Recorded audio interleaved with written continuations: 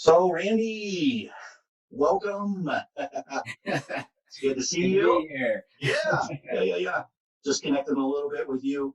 And obviously, things are different in your household, as just every household has been.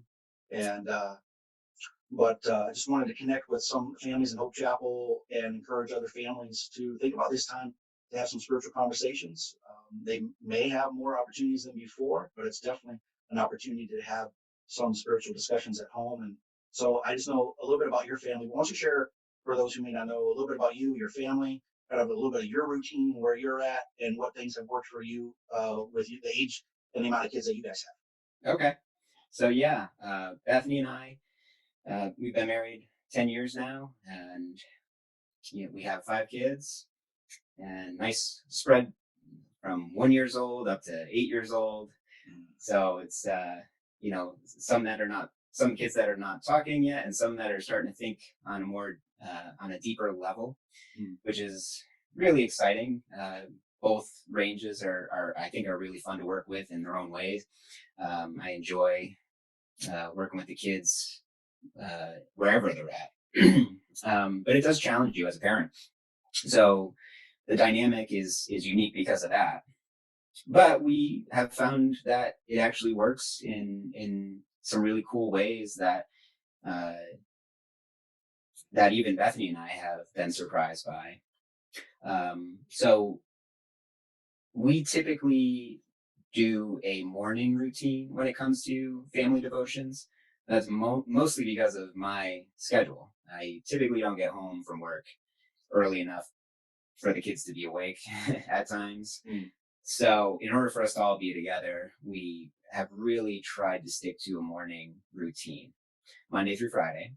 Um, and it's worked out pretty well for us, actually. It's a little bit rocky, I would say, as most things would probably be when you first try to establish a routine. But if you stick to it, it becomes a habit, and you expect it, and your kids begin to expect it as well. Yeah, you've got 5 kids, young age, up to like 8-year-old. They're different processors, and you guys are doing a morning routine. How much time do you dedicate? What did that look like at first? How do you do with the little ones? Okay. Engage them at the same time of challenging some of the older ones all at the same time? Are you doing different things with different age groups, or what works good for you guys? Okay. So yeah. We so it's basically about a half an hour window that we work with. Yeah. And there's food involved, which is very helpful. Ah, yes. So because it's the morning time and we have breakfast during morning devotions, it really helps to keep the younger ones in place Mm. and a little bit quieter. Uh, and you get the opportunity to finish your lesson. We try to keep it short and sweet. Anything over a half an hour, I'd say, is a little bit challenging, especially because of the young kids. The older ones, they sometimes um, they can handle more, but because sort of the younger ones are our limiting factor, we try to cater to them more so for their sake and for Bethany's and my sake. Yeah, right. so, so yeah, but the content, I'd say, don't get too hung up on the content because the Word of God is applicable in unique ways that the Spirit of God will surprise you at times with. I mean, sometimes these stories will um, be more, uh, I don't know, visual at times, depending on the story, and sometimes they might be a little bit more intellectual, and that is fine for either group. We might preface with the older kids if something is going to be a little bit more directed at the younger kids to just let them have a chance to hear and give their input Okay. before the older kids sort of join in. And they kind of like that anyway because it makes them feel like they, have inside knowledge about the Right. topic. They know the answers already, and Yeah, yeah. yeah. And of course, you can always sort of incorporate them a little bit more easily when that's the case too. Like after one of the young ones answers a question, you can kind of go to one of the older kids and be like, "What did you think of that? Like, what's your take on that?" Like, and will surprise you sometimes with how much they actually know and some of the answers they give. So, so yeah, so sometimes you might cater it a little bit more to the younger kids on certain days, or a little more to the older kids on other days. But overall, the where you decide to focus in the scriptures is not, I don't think, is as big a deal Okay. um, as maybe that it could be in some people's minds. So are you like just opening up the Bible and picking a story or a proverb, or are you using a storybook, or are you how much time are you spending to prep for what has to happen, or is it no prep, show up? Yeah. So thankfully, I have an amazing wife who does handle most of the prep work. Not that it's a lot, but she's a natural at it, so she pretty much focuses on getting that material ready, if there is any. Usually there isn't much though, and we'll just open up the Bible and in whatever section we happen to decide to focus on. I mean, it could be. So currently, we are focusing on the Book of Matthew, and so we went through the whole Book of Matthew and pretty much focused on some of the big stuff, um, like the Beatitudes. And we spent 4 weeks learning the Lord's Prayer. Mm. So that's was our main focus this year. In addition to we also had the church focus material that we might work in on some days too. So that was always like something we might supplement with Yeah, right. too Gotcha. during like the special times that we have throughout the year. I mean, I like how you said you spent 4 weeks on the Lord's Prayer, and so the idea of just taking things slow and going through it, you don't feel you don't have to feel the need to, we're going to try to plow through the entire book of Matthew in a month. It took you the whole year, and if you think about how many days that was through, you're just taking your time and taking it small sections at a time. And Yeah, I wouldn't try to rush it. That's for sure. And like I said, the kids will surprise you at times because there will be days where you feel like nothing got done.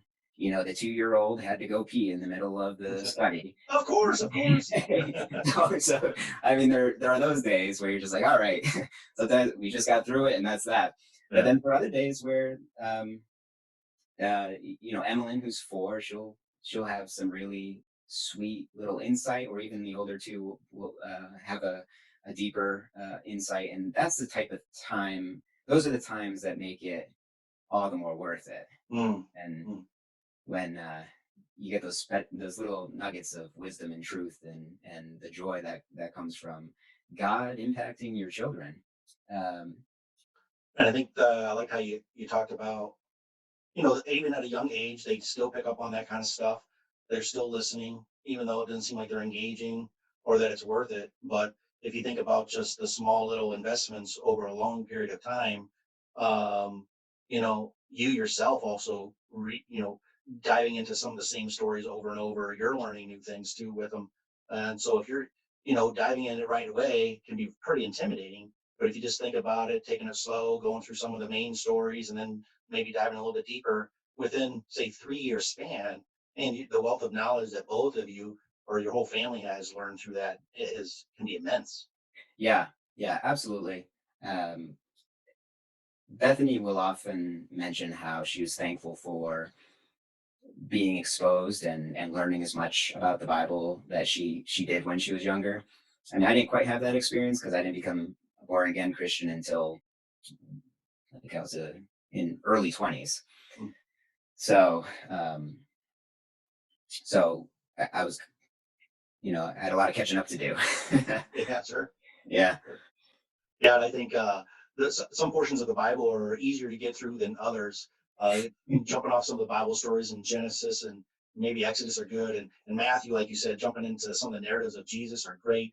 You can get a little weedy if you even start jumping into some of the Proverbs. I try to do some of the Proverbs with some of my kids because I've got different age groups. I've got a 6-year-old and a 11, 12, and a 17-year-old home, and Yeah. we try to look at some of the Proverbs, which makes great sense for the 17-year-old and sometimes a 12-year-old too. But those are some deep, pithy sayings in there, and those are head scratchers for adults, let alone like a 6-year-old. So we're going back to some of the basics. We're in the book of Jonah now, So we can talk Yeah, at deeper levels of Jonah even for the 17-year-old, but the 6-year-old just talking about Jonah getting swallowed up by a fish. That's a good old story right there. yeah, yeah.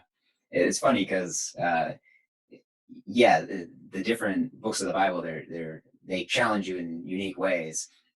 Um, but one of the things I wanted to encourage my kids about recently was that they're eventually going to meet these writers of these books. Hmm. And so that's why we, even if we may not want to get into certain books, it's a good reason to get into those books. 'Cause you don't want to meet the writer and he'd be like, "Did you read my book?" Oh, I, Amos, I forgot. buddy. Oh, Yeah, well, my kids wanted to go through Revelation, and I said, well, you can read that one on your own. yeah, That one's fun enough on the way it is. But yeah, right.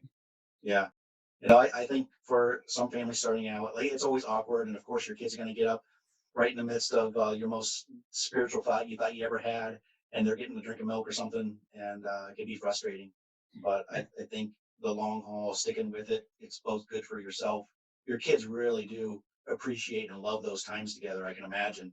I don't know if there's been times where you haven't been able to do them, and your kids are like, "When are we going to be doing that again?" Or so, because sometimes life's just changed. But Yeah, any other final thoughts for families you can think of? Yeah, or insights on what we just said? Or, yeah. I think I would say for maybe a family thinking about starting it and their kids are older and they're like, oh, well, they're too old now to start this kind of routine.